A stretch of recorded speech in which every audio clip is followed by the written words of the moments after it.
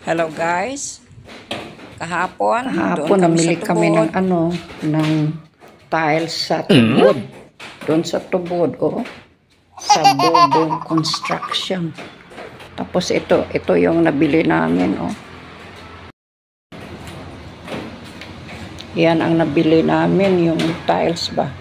60 by 60 para ilagay yan sa yung kwartong pinagawa kong para music room. Sa ngayon, papakita ko sa inyo. Ito na sa ngayon, ito na Ito yung ginagawang ito is pa kasi ginagawa pa yung ginawa yung finishing ba, yung finishing touches. Matatapos ito mga siguro mga next week, no? Yan. Tapos pagkatapos nito ilalagay na yung tiles. Yung tiles. Tapos ilalagay yung i-transfer dito yung video key ko. Pati yung yung kabago kong karaoke siguro kung pa-practice dito. Tapos maglalagay ng lamesa. Lalagyan ba ng microphone at saka kung ano lang ba. Ilaw, lalagyan pa ng ilaw. Merong ilaw pero temporary lang ito. Oo nga, Lili, ilaw at saka lalagyan din ng ginagawa ito mesa, di ba sinabi mo? At saka suggestion ko, upuan din para sa mga bisita, yung gusto ding medyo mag-testing ng kanta kung talagang may boses pa sila, kasi lahat tayo may boses. Nasa atin yan kung paano tayo kumakanta. O kung pwede, di kanta. Kanta, no? Yan nga.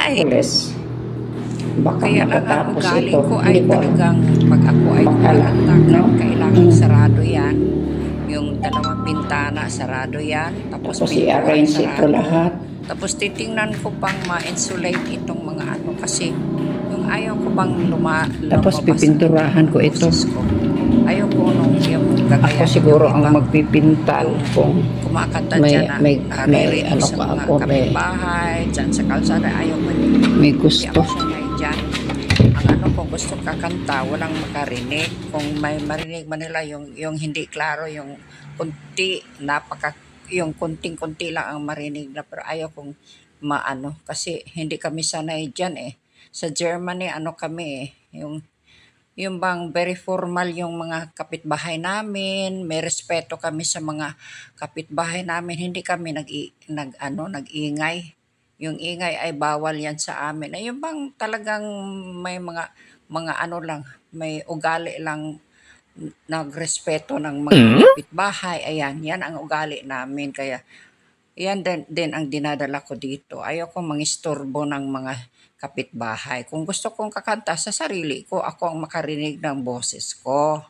Yan ang gusto ko. Ayoko yung may kapitbahay na bigla lang dyan magsyagit. May kapitbahay sigaw na mahilig sumigaw Ayaw ko sigaw ng sigaw.